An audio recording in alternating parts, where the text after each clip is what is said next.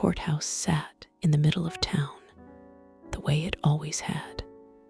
Brick, square, plain. A building made for paperwork, not celebration. The sun was high and bright, flattening shadows and turning the sidewalk almost white. Margaret stepped out of the truck first. She wore a new dress. Not bridal, not lace, just simple and conservative. The kind of thing she could wear again without anyone thinking twice about it. The fabric was neat and clean, the hem skimming her knees, the sleeves modest.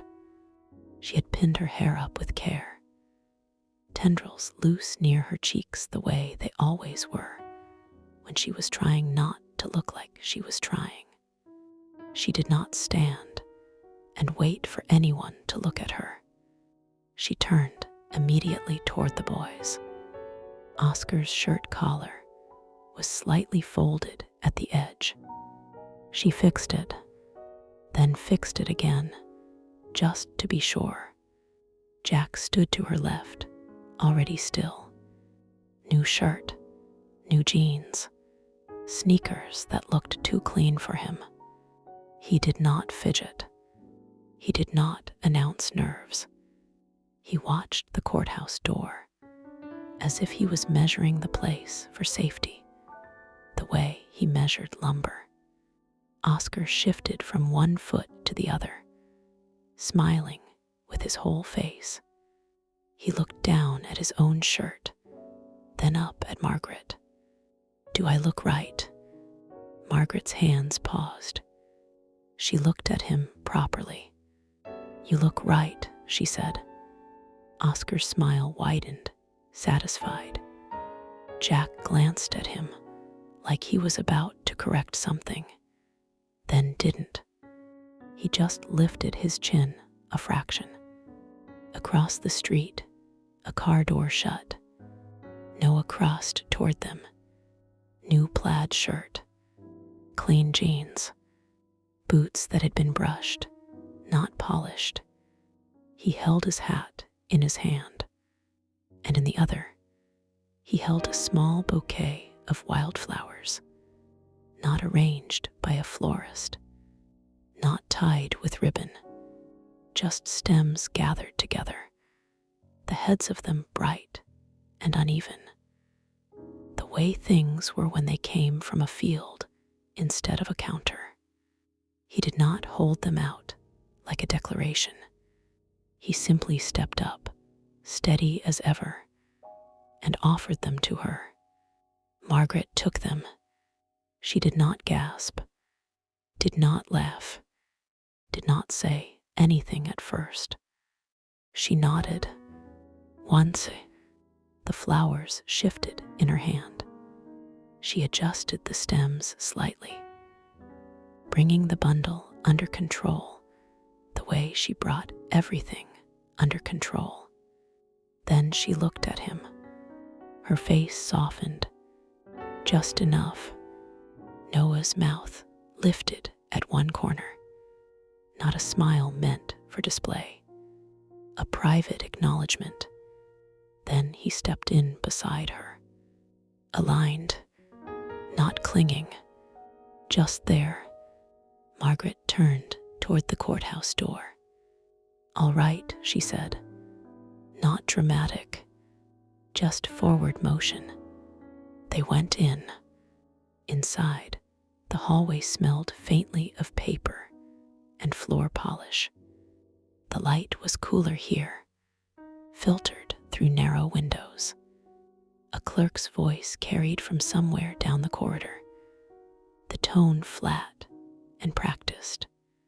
They were directed into a small room. Plain walls, a desk pushed to the side, a few folding chairs along the wall. 2 county employees stood near the back, waiting with the patient neutrality of people who had seen this 100 times before and would see it 100 times again. One held a folder A pen lay on the desk.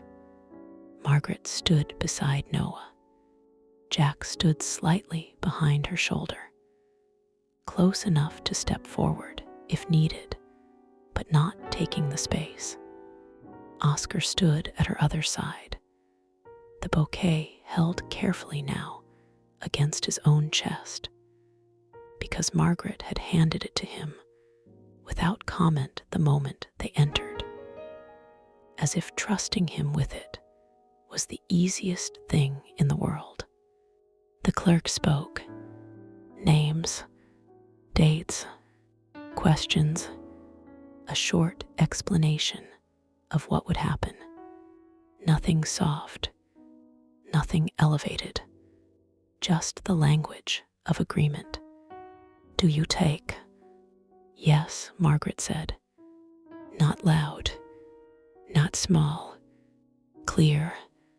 Then Noah answered when it was his turn. Yes. They repeated what was read to them. Straightforward lines, words that had been spoken by strangers for generations in rooms just like this. I do. The clerk nodded. A few more papers were shifted. They signed. No flourish, no lingering, just names written down where names belonged. Then the clerk said, evenly, congratulations. That was it. Jack exhaled, not a sigh of relief he meant to show, more like air he hadn't realized he'd been holding. Oscar smiled openly, as if the word itself had landed in his chest and warmed it. Margaret and Noah stood side by side, not touching, just aligned. Then the clerk directed them back into the hall. The door closed behind them with a soft, final click. Outside, the sun was still bright. The air felt louder here, the world less contained. Someone across the street honked at another car, impatient. A bird skittered along the curb. Margaret blinked against the light. Oscar stood close, the bouquet in his hands. Jack stepped half a pace forward, then stopped, as if he wasn't sure what came next when something was finished without turning into a spectacle. A man coming out of the courthouse paused when he saw them. He looked from Margaret to Noah and back again. Photo? He asked, as if it was his business. Margaret didn't answer at first. Noah's head tipped slightly. Jack stiffened. Oscar looked delighted. They stood where they were. Margaret lifted her chin. Someone took a picture quickly, the kind that caught more sunlight than faces. Margaret squinted. Jack stood taller. Oscar slipped his hand into Margaret's without thinking, and she let it happen as naturally as breathing. Noah stood beside her, hat still in hand. Then it was done. No crowd, no confetti, no music, just the four of them turning back toward the truck. They drove straight to the diner. No detour, no slow scenic route.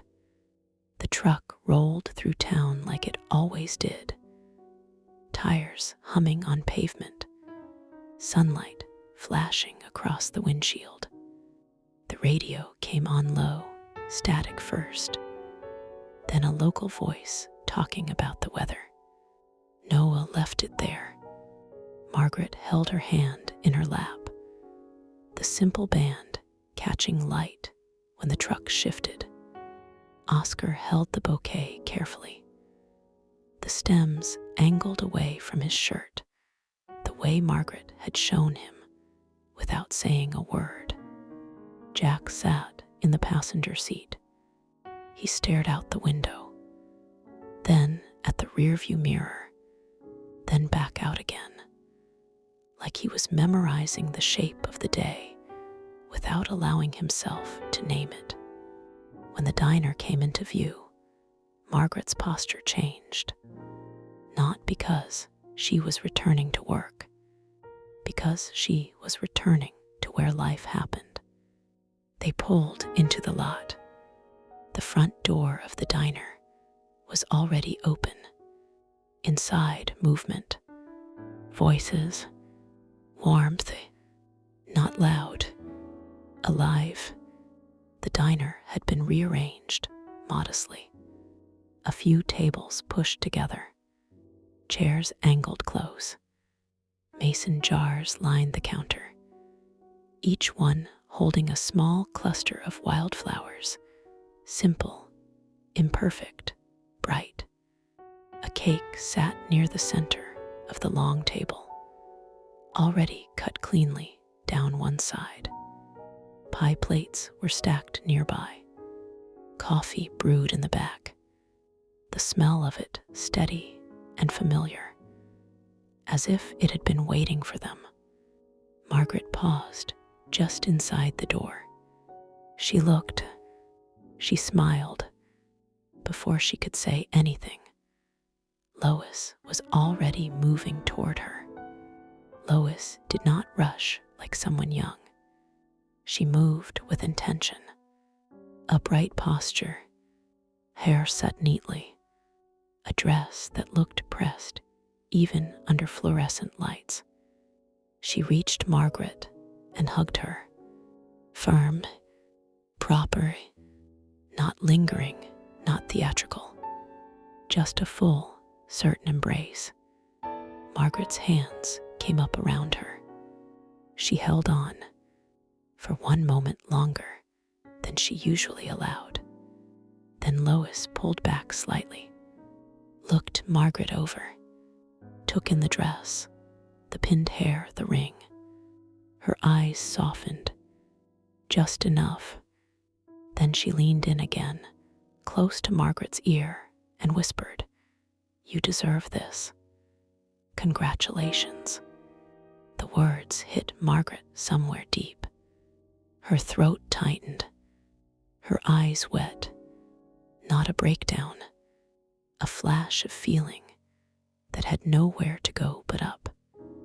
Margaret squeezed Lois's hand hard, cleared her throat once, still under control. "Thank you," she said. Lois gave a small nod like that was settled.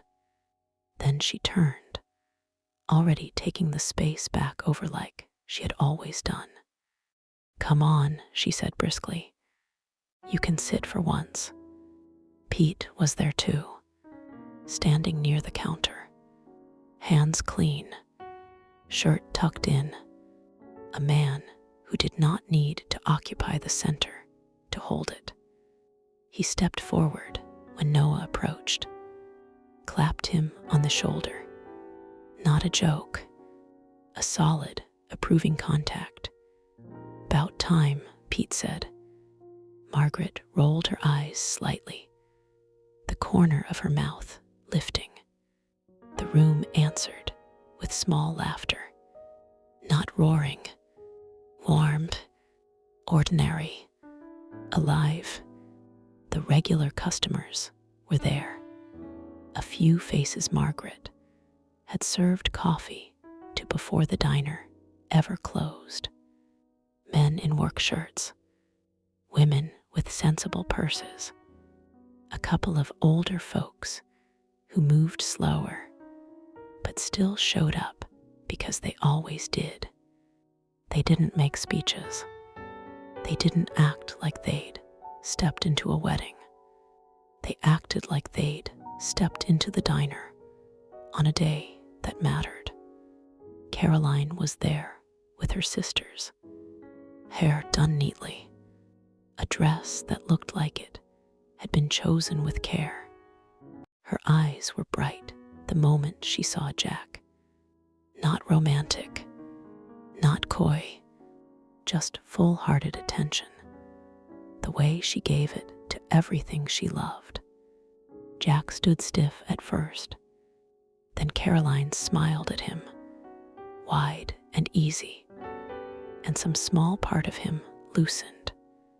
Oscar moved along the table with a basket of silverware and wrapped napkins. Not hot coffee, not anything dangerous, just forks and spoons and knives. Each bundle passed out with seriousness. He placed one in front of a man he knew from town. The man smiled. "Thank you, Oscar." Oscar nodded, pleased. Then he said, gently, like it was the most natural thing in the world, "Now Noah is my daddy."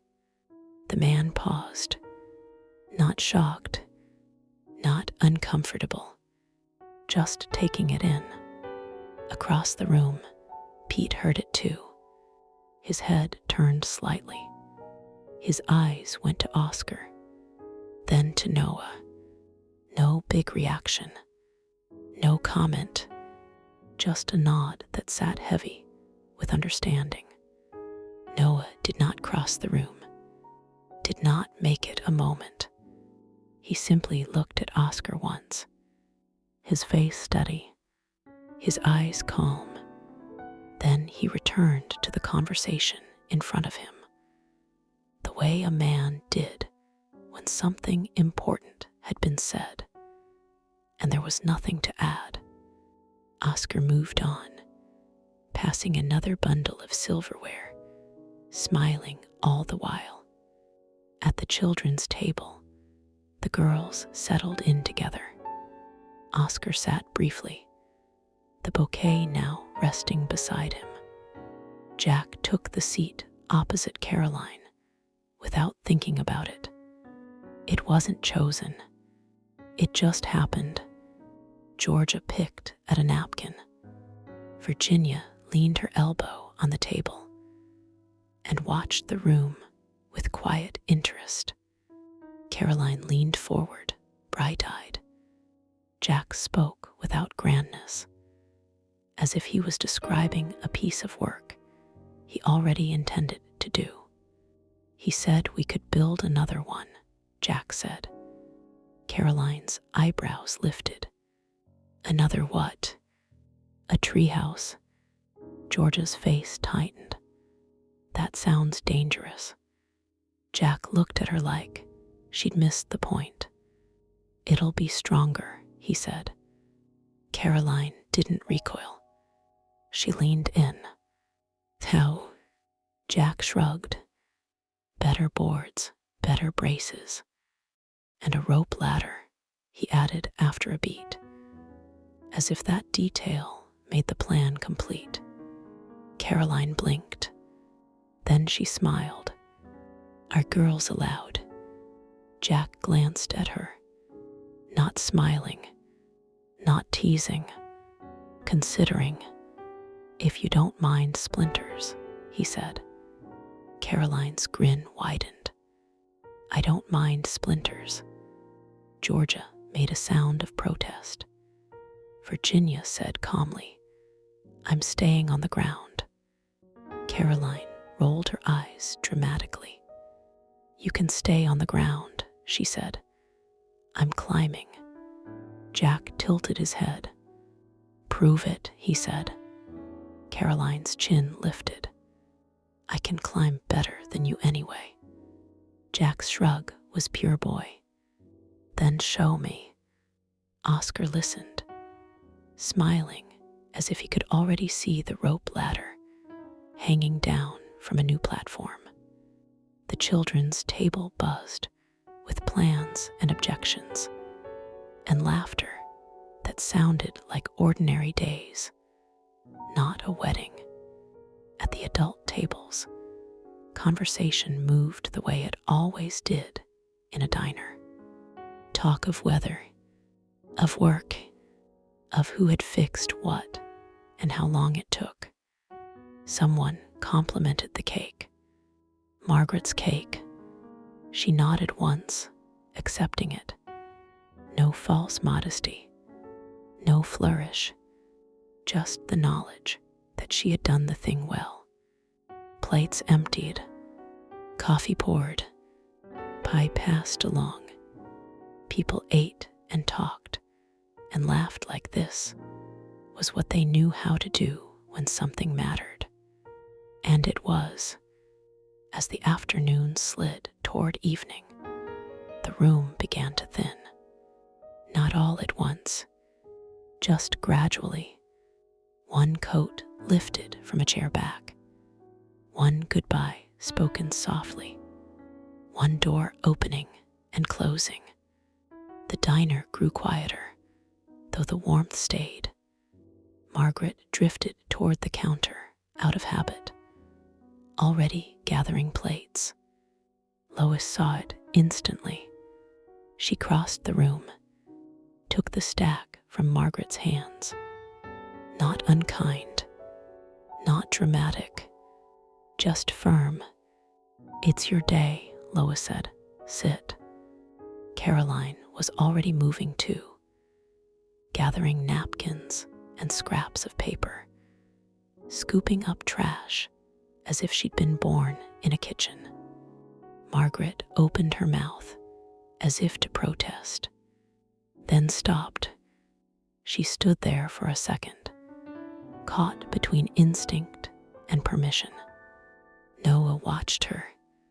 He did not tell her to sit. He did not rescue the moment. He simply met her eyes. Steady. Margaret exhaled, sat down. Lois nodded like that was settled. The world did not fall apart because Margaret wasn't working. It kept moving. That was the point. When most of the guests had gone, and the room was quiet enough to hear the soft hum of the refrigerator, Lois disappeared briefly. She returned with something folded and wrapped carefully. Not flashy, protected, a bundle that had been handled with respect. Pete came with her, his expression serious now. Not heavy, just intent. Lois held the wrapped quilt out to Margaret. "We have something for you," she said. Margaret took it carefully. The fabric was heavier than it looked.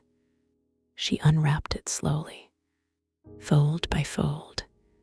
The pattern showed itself in stages. Wedding ring, traditional circles nested into one another.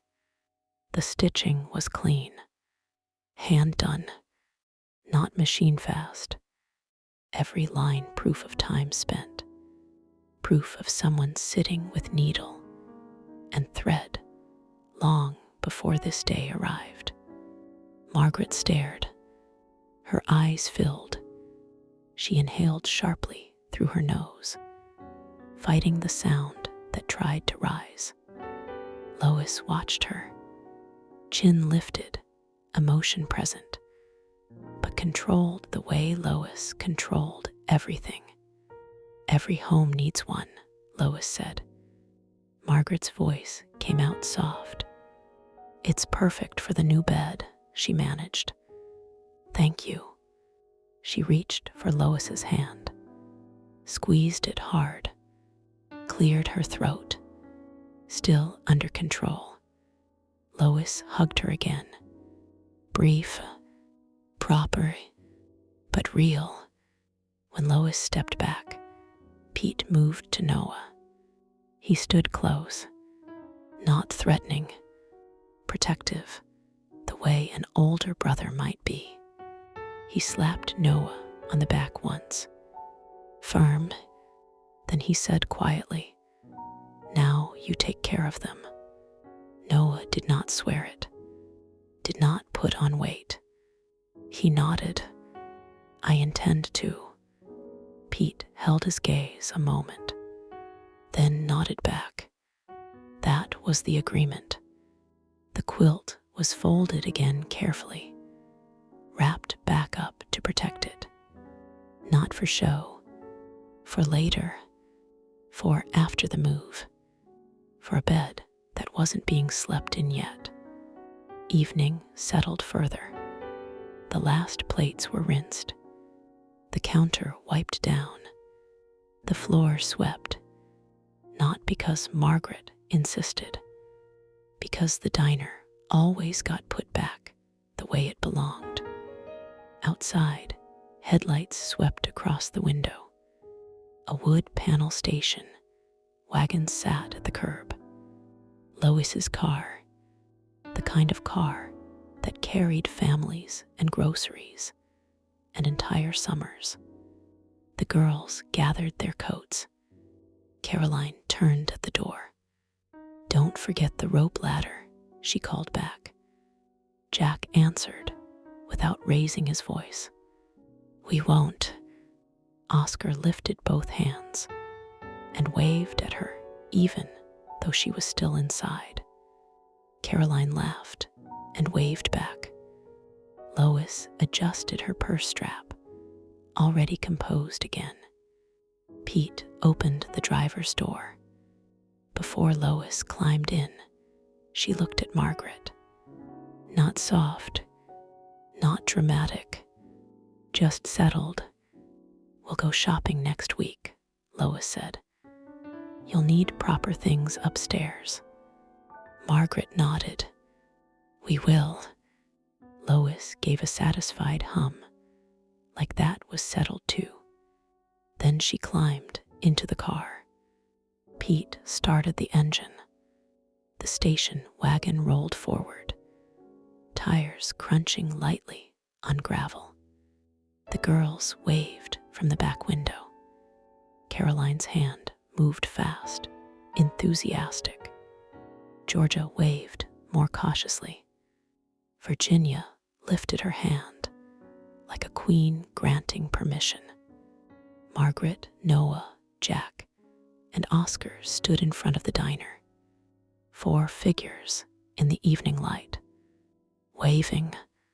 They kept waving as the car moved down the street, as it passed the corner, as the wood panel sides caught the last of the sun, as the station wagon turned and disappeared. They stood there, arms lifted, until it was gone.